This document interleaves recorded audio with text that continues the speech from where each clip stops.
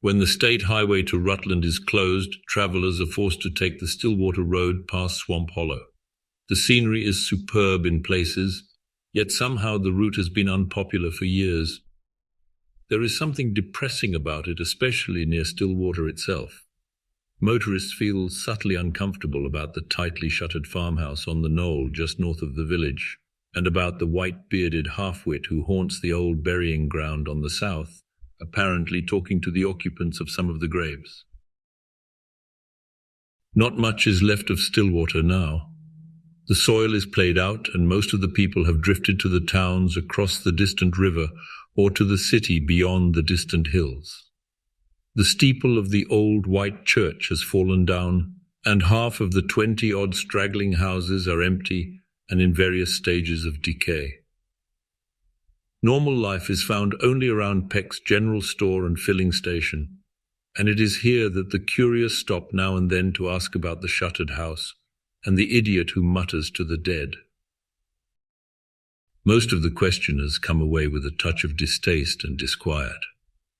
They find the shabby loungers oddly unpleasant and full of unnamed hints in speaking of the long-past events brought up. There is a menacing, portentous quality in the tones which they use to describe very ordinary events, a seemingly unjustified tendency to assume a furtive, suggestive, confidential air, and to fall into awesome whispers at certain points, which insidiously disturbs the listener. Old Yankees often talk like that, but in this case the melancholy aspect of the half-mouldering village and the dismal nature of the story unfolded give these gloomy, secretive mannerisms an added significance. One feels profoundly the quintessential horror that lurks behind the isolated Puritan and his strange repressions, feels it and longs to escape precipitately into clearer air. The loungers whisper impressively that the shuttered house is that of old Miss Sprague, Sophie Sprague, whose brother Tom was buried on the 17th of June, back in '86. Sophie was never the same after that funeral, that and the other thing which happened the same day, and in the end she took to staying in all the time. Won't even be seen now, but leaves notes under the back door mat and has her things brought from the store by Ned Peck's boy. Afraid of something, the old Swamp Hollow burying ground most of all. Never could be dragged near there since her brother and the other one were laid away. Not much wonder, though, seeing the way crazy Johnny Dow rants. He hangs around the burying ground all day and sometimes at night and claims he talks with Tom and the other. Then he marches by Sophie's house and shouts things at her. That's why she began to keep the shutters closed. He says things are coming from somewhere to get her sometime, or to be stopped. But one can't be too hard on poor Johnny. Besides, Steve Barber always had his opinions. Johnny does his talking to two of the graves. One of them is Tom Sprague's. The other at the opposite end of the graveyard is that of Henry Thorndyke, who was buried on the same day. Henry was the village undertaker, the only one in Miles, and never liked around Stillwater. A city fellow from Rutland, been to college and full of book learning, read queer things nobody else ever heard of, and mixed chemicals for no good purpose. Always trying to invent something new, some newfangled embalming fluid or some foolish kind of medicine. Some folks said he had tried to be a doctor but failed in his studies and took to the next best profession. Of course, there wasn't much undertaking to do in a place like Stillwater, but Henry farmed on the side. Mean, morbid disposition, and a secret drinker if you could judge by the empty bottles in his rubbish heap. No wonder Tom Sprague hated him and blackballed him from the Masonic Lodge and warned him off when he tried to make up to Sophie. The way he experimented on animals was against nature and scripture. Who could forget the state that collie dog was found in, or what happened to old Mrs. Akeley's cat? Then there was the matter of Deacon Levitt's calf, when Tom had led a band of the village boys to demand an accounting. The curious thing was that the calf came alive after all in the end, though Tom had found it as stiff as a poker. Some said the joke was on Tom, but Thorndyke probably thought otherwise, since he had gone down under his enemy's fist before the mistake was discovered. Tom, of course, was half drunk at the time. He was a vicious brute at best, and kept his poor sister half cowed with threats. That's probably why she is such a fear-racked creature still. There were only the two of them, and Tom would never let her leave because that meant splitting the property. Most of the fellows were too afraid of him to shine up to Sophie. He stood 6'1" in his stockings. But Henry Thorndyke was a sly cuss who had ways of doing things behind folks' backs. He wasn't much to look at, but Sophie never discouraged him any. Mean and ugly as he was, she'd have been glad if anybody could have freed her from her brother. She may not have stopped to wonder how she could get clear of him after he got her clear of Tom. Well, that was the way things stood in June of '86. Up to this point, the whispers of the loungers at Peck's store are not so unbearably portentous.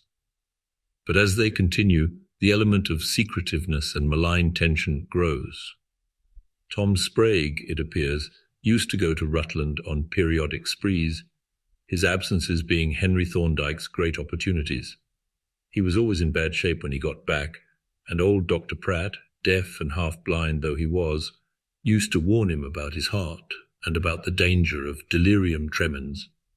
Folks could always tell by the shouting and cursing when he was home again. It was on the 9th of June, on a Wednesday, the day after young Joshua Goodenough finished building his newfangled silo, that Tom started out on his last and longest spree.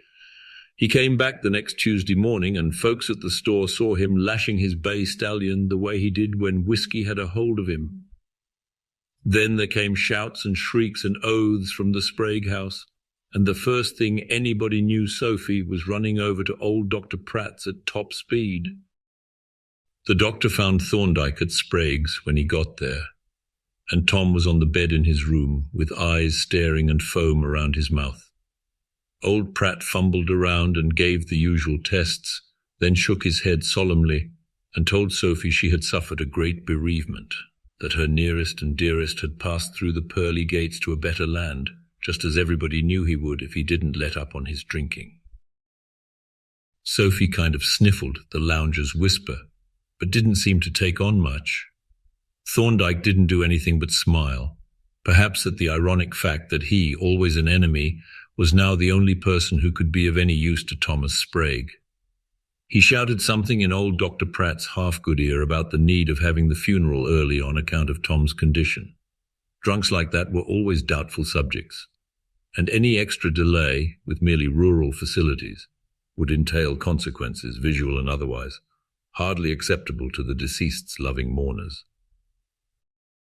The doctor had muttered that Tom's alcoholic career ought to have embalmed him pretty well in advance, but Thorndyke assured him to the contrary, at the same time boasting of his own skill and of the superior methods he had devised through his experiments. It's here that the whispers of the loungers grow acutely disturbing. Up to this point, the story is usually told by Ezra Davenport or Luther Fry, if Ezra is laid up with chilblains, as he is apt to be in winter. But from there on, old Calvin Wheeler takes up the thread, and his voice has a damnably insidious way of suggesting hidden horror. If Johnny Dow happens to be passing by, there is always a pause, for Stillwater does not like to have Johnny talk too much with strangers. Calvin edges close to the traveller and sometimes seizes a coat lapel with his gnarled, mottled hand while he half shuts his watery blue eyes. "Well, sir," he whispers. "Henry, he went home and got his undertaker's fixins. Crazy Johnny Dow lugged most of 'em, for he was always doing chores for Henry, and says as Doc Pratt and Crazy Johnny should help lay out the body. Doc always did say as how he thought Henry talked too much, a boastin' what a fine workman he was, and how lucky it was that Stillwater had a regular undertaker instead of burying folks just as they was, like they do over to Whitby. Suppose, says he, some fellow was to be took with some of them paralyzing cramps like you read about. How'd a body like it when they lowered him down and begun shoveling the dirt back? How'd he like it when he was choking down there under the new headstone, scratching and tearing if he chanced to get back the power, but all the time knowing it wasn't no use? No, sir, I tell you it's a blessing Stillwater's got a smart doctor as knows when a man's dead and when he ain't, and a trained undertaker who can fix a corpse so he'll stay put without no trouble. That was the way Henry went on talking, most like he was talking to poor Tom's remains. And old Doc Pratt, he didn't like what he was able to catch of it, even though Henry did call him a smart doctor. Crazy Johnny kept watching of the corpse, and it didn't make it none too pleasant the way he'd slobber about things like, "He ain't cold, Doc," or "I see his eyelids move," or "There's a hole in his arm just like the ones I get when Henry gives me a syringe full of what makes me feel good." Thorndyke shut him up on that, though we all knowed he'd been giving poor Johnny drugs. It's a wonder the poor fellow ever got clear of the habit. But the worst thing, according to the doctor, was the way the body jerked up when Henry begun to shoot it full of embalming fluid. He'd been boasting about what a fine new formula he'd got practicing on cats and dogs, when all of a sudden Tom's corpse began to double up like it was alive and fixin to wrassle. Land of Goshen. But Doc says he was scared stiff, though he knowed the way corpses act when the muscles begin to stiffen.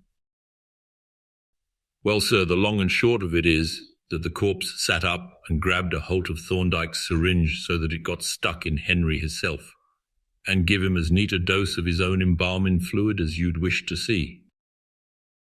That got Henry pretty scared, though he yanked the point out and managed to get the body down again and shot full of the fluid.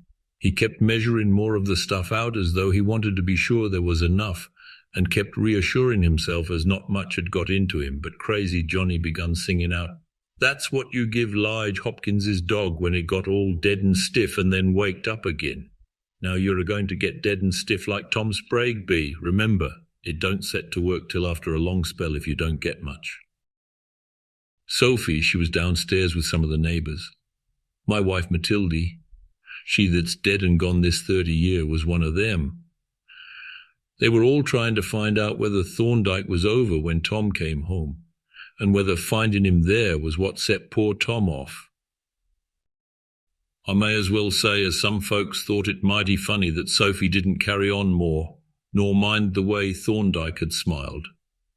Not as anybody was hinting that Henry helped Tom off with some of his queer cooked-up fluids and syringes, or that Sophie would keep still if she thought so, but you know how folks will guess behind a body's back. We all knowed the nigh crazy way Thorndyke had hated Tom, not without reason at that. And Emily Barber says to my Matilde as how Henry was lucky to have old Doc Pratt right on the spot with a death certificate as didn't leave no doubt for nobody. When old Calvin gets to this point, he usually begins to mumble indistinguishably in his straggling, dirty white beard. Most listeners try to edge away from him, and he seldom appears to heed the gesture. It is generally Fred Peck, who was a very small boy at the time of the events, who continues the tale. Thomas Sprague's funeral was held on Thursday, June 17th, only 2 days after his death. Such haste was thought almost indecent in remote and inaccessible Stillwater, where long distances had to be covered by those who came, but Thorndyke had insisted that the peculiar condition of the deceased demanded it.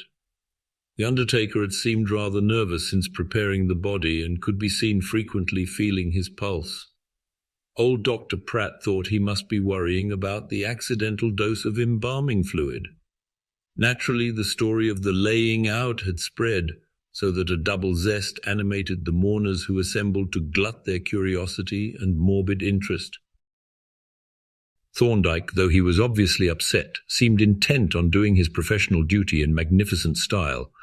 Sophie and others who saw the body were most startled by its utter lifelikeness, and the mortuary virtuoso made doubly sure of his job by repeating certain injections at stated intervals. He almost wrung a sort of reluctant admiration from the townsfolk and visitors, though he tended to spoil that impression by his boastful and tasteless talk. Whenever he administered to his silent charge, he would repeat that eternal rambling about the good luck of having a first-class undertaker. What, he would say as if directly addressing the body, if Tom had had one of those careless fellows who bury their subjects alive? The way he harped on the horrors of premature burial was truly barbarous and sickening. Services were held in the stuffy best room, opened for the first time since Mrs. Sprague died. The tuneless little parlour organ groaned disconsolately, and the coffin, supported on trestles near the hall door, was covered with sickly-smelling flowers. It was obvious that a record-breaking crowd was assembling from far and near, and Sophie endeavoured to look properly grief-stricken for their benefit. At unguarded moments she seemed both puzzled and uneasy, dividing her scrutiny between the feverish-looking undertaker and the lifelike body of her brother. A slow disgust at Thorndyke seemed to be brewing within her, and neighbours whispered freely that she would soon send him about his business now that Tom was out of the way. That is, if she could, for such a slick customer was sometimes hard to deal with. But with her money and remaining looks she might be able to get another fellow, and he'd probably take care of Henry well enough. As the organ wheezed into Beautiful Isle of Somewhere, the Methodist church choir added their lugubrious voices to the gruesome cacophony, and everyone looked piously at Deacon Levitt. Everyone, that is, except crazy Johnny Dow, who kept his eyes glued to the still form beneath the glass of the coffin. He was muttering softly to himself.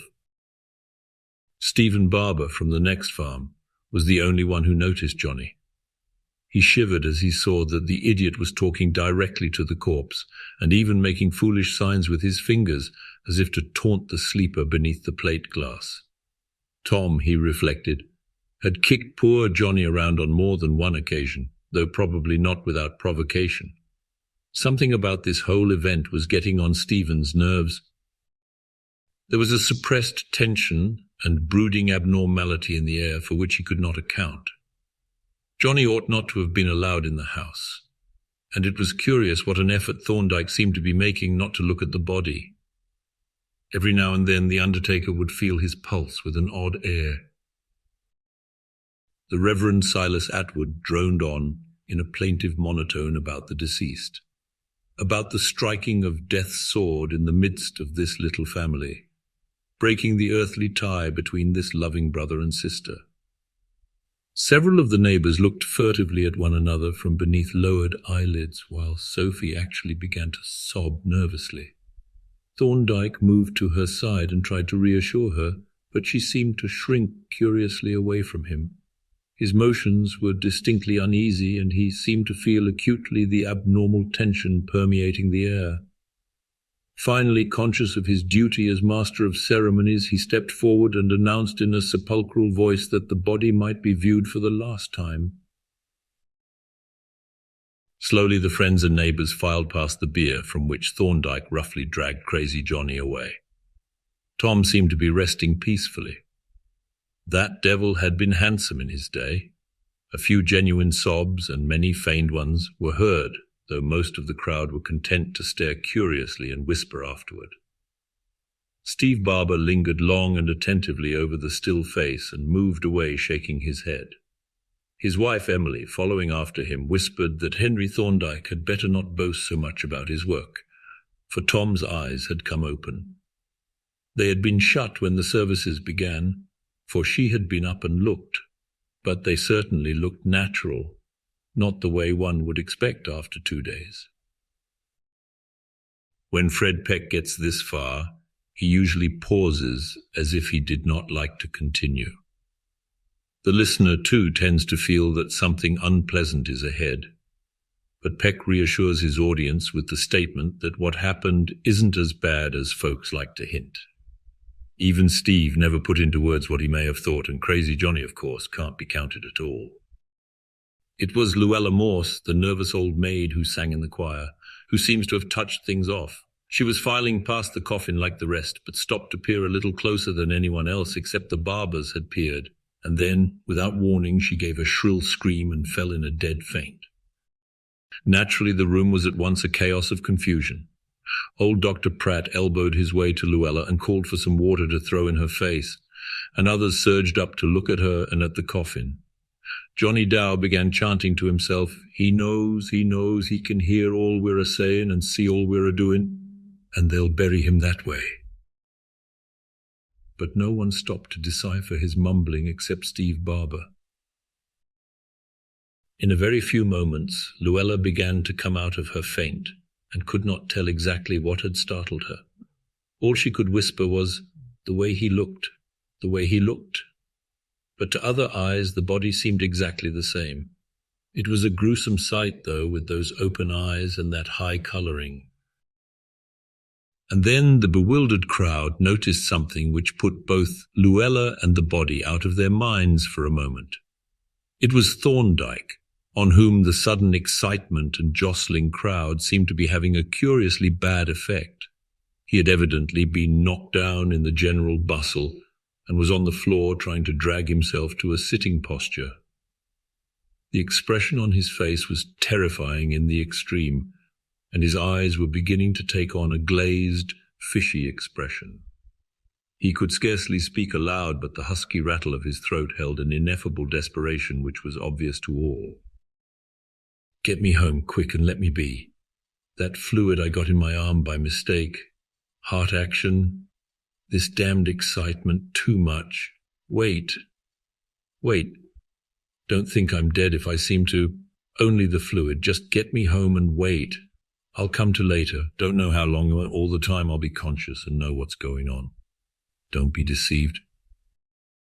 As his words trailed off into nothingness, old Dr. Pratt reached him and felt his pulse, watching a long time and finally shaking his head. "No use doing anything. He's gone. Heart no good. And that fluid he got in his arm must have been bad stuff. I don't know what it is." A kind of numbness seemed to fall on all the company. New death in the chamber of death. Only Steve Barber thought to bring up Thorndyke's last choking words. Was he surely dead, when he himself had said he might falsely seem so? Wouldn't it be better to wait a while and see what would happen? And for that matter, what harm would it do if Doc Pratt were to give Tom Sprague another looking over before burial? Crazy Johnny was moaning and had flung himself on Thorndyke's body like a faithful dog. "Don't you bury him, don't you bury him. He ain't dead no more nor Lige Hopkins' dog nor Deacon Levitt's calf was when he shot 'em full. He's got some stuff he puts into you to make you seem like dead when you ain't. You seem like dead, but you know everything what's a-going on, and the next day you come to as good as ever. Don't you bury him. He'll come to under the earth and he can't scratch up. He's a good man and not like Tom Sprague. Hope to God Tom scratches and chokes for hours and hours." But no one save Barber was paying any attention to poor Johnny. Indeed, what Steve himself had said had evidently fallen on deaf ears. Uncertainty was everywhere. Old Doc Pratt was applying final tests and mumbling about death certificate blanks, and unctuous Elder Atwood was suggesting that something be done about a double interment. With Thorndyke dead, there was no undertaker this side of Rutland, and it would mean a terrible expense if one were to be brought from there. And if Thorndyke were not embalmed in this hot June weather, well, one couldn't tell. And there were no relatives or friends to be critical unless Sophie chose to be. But Sophie was on the other side of the room, staring silently, fixedly, and almost morbidly into her brother's coffin. Deacon Levitt tried to restore a semblance of decorum and had poor Thorndyke carried across the hall to the sitting room, meanwhile sending Zenas Wells and Walter Perkins over to the undertaker's house for a coffin of the right size. The key was in Henry's trousers pocket. Johnny continued to whine and paw at the body, and Elder Atwood busied himself with inquiring about Thorndyke's denomination, for Henry had not attended local services. When it was decided that his folks in Rutland, all dead now, had been Baptists, the Reverend Silas decided that Deacon Levitt had better offer the brief prayer. It was a gala day for the funeral fanciers of Stillwater and vicinity. Even Luella had recovered enough to stay. Gossip murmured and whispered, buzzed busily, while a few composing touches were given to Thorndyke's cooling, stiffening form. Johnny had been cuffed out of the house, as most agreed he should have been in the first place. But his distant howls were now and then wafted gruesomely in. When the body was encoffined and laid out beside that of Thomas Sprague, the silent, almost frightening-looking Sophie gazed intently at it as she had gazed at her brothers. She had not uttered a word for a dangerously long time, and the mixed expression on her face was past all describing or interpreting, As the others withdrew to leave her alone with the dead, she managed to find a sort of mechanical speech, but no one could make out the words, and she seemed to be talking first to one body and then the other. And now, with what would seem to an outsider the acme of gruesome unconscious comedy, the whole funeral mummery of the afternoon was listlessly repeated. Again the organ wheezed, again the choir screeched and scraped, again a droning incantation arose, and again the morbidly curious spectators filed past a macabre object, this time a dual array of mortuary repose. Some of the more sensitive people shivered at the whole proceeding, and again Stephen Barber felt an underlying note of eldritch horror and demoniac abnormality. God, how lifelike both of those corpses were, and how in earnest poor Thorndyke had been about not wanting to be judged dead, and how he hated Tom Sprague. But what could one do in the face of common sense? A dead man was a dead man, and there was old Doc Pratt with his years of experience. If nobody else bothered, why should one bother oneself? Whatever Tom had got, he had probably deserved, and if Henry had done anything to him, the score was even now. Well, Sophie was free at last. As the peering procession moved at last toward the hall and the outer door, Sophie was alone with the dead once more. Elder Atwood was out in the road talking to the hearse driver from Lee's livery stable, and Deacon Levitt was arranging for a double quota of pallbearers. Luckily, the hearse would hold 2 coffins. No hurry, Ed Plummer and Ethan Stone were going ahead with shovels to dig the second grave. There would be 3 livery hacks and any number of private rigs in the cavalcade, no use trying to keep the crowd away from the graves. Then came that frantic scream from the parlour where Sophie and the bodies were. Its suddenness almost paralyzed the crowd and brought back the same sensation which had surged up when Luella had screamed and fainted. Steve Barber and Deacon Levitt started to go in, but before they could enter the house, Sophie was bursting forth, sobbing and gasping about, "That face at the window! That face at the window!" At the same time, a wild-eyed figure rounded the corner of the house, removing all mystery from Sophie's dramatic cry.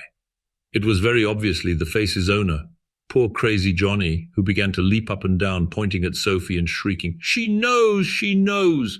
I seen it in her face when she looked at 'em and talked to 'em. She knows, and she's a-letting 'em go down in the earth to scratch and claw for air.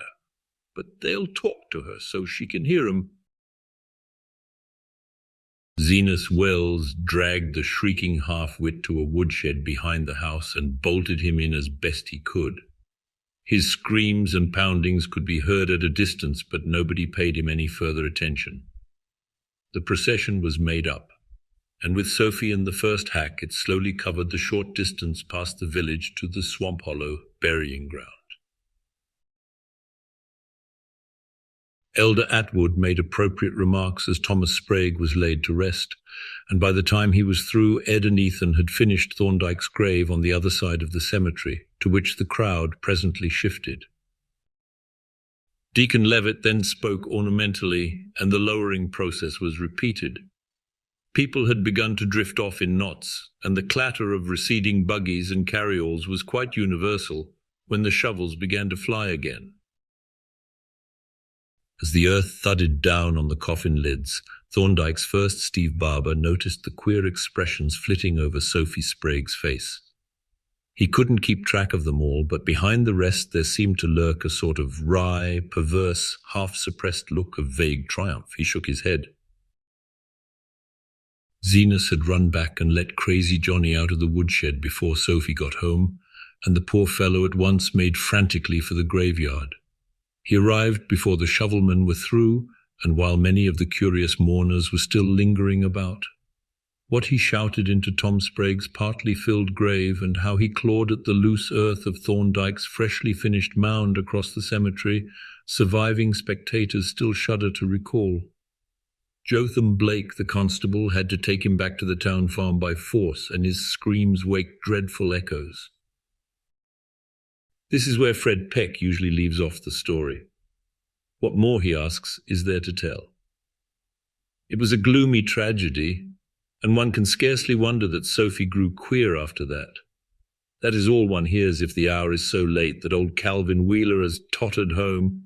But when he is still around, he breaks in again with that damnably suggestive and insidious whisper. Sometimes those who hear him dread to pass either the shuttered house or the graveyard afterward, especially after dark. Heh. Fred was only a little shaver then, and don't remember no more than half of what was going on. You want to know why Sophie keeps her house shuttered, and why crazy Johnny still keeps her talking to the dead and shouting at Sophie's windows? Well, sir, I don't know as I know all there is to know, but I hear what I hear. Here the old man ejects his cud of tobacco and leans forward to buttonhole the listener.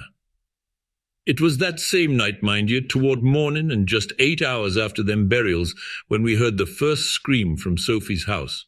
Woke us all up.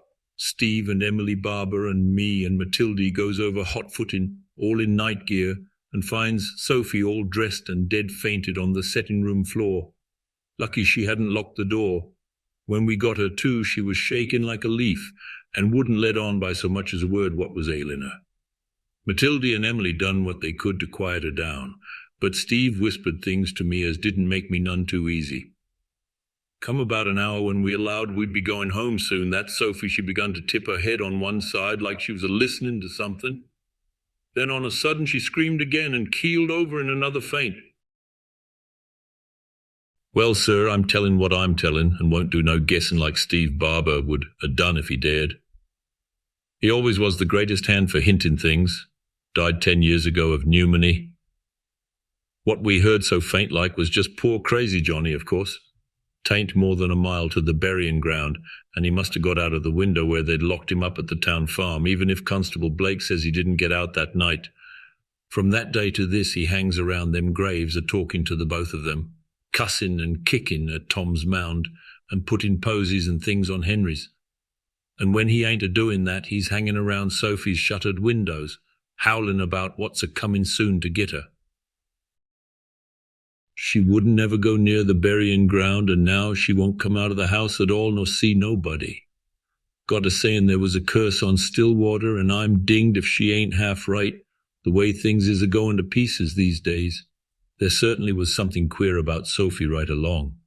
Once when Sally Hopkins was a-calling on her, in 97 or 98, I think it was, there was an awful rattling at her windows, and Johnny was safe locked up at the time. At least, so Constable Dodge swore up and down. But I ain't taking no stock in their stories about noises every 17th of June, or about faint shining figures a-trying Sophie's door and windows every black morning about 2 o'clock. You see, it was about 2 o'clock in the morning that Sophie heard the sounds and keeled over twice that first night after the burying. Steve and me and Matilde and Emily heard the second lot, faint as it was, just like I told you. And I'm a-telling you again as how it must have been crazy Johnny over to the burying ground. Let Jotham Blake claim what he will. There ain't no telling the sound of a man's voice so far off, and with our heads full of nonsense, it ain't no wonder we thought there was two voices, and voices that hadn't ought to be speaking at all. Steve, he claimed to have heard more than I did. I verily believe he took some stock in ghosts. Matilde and Emily were so scared they didn't remember what they heard.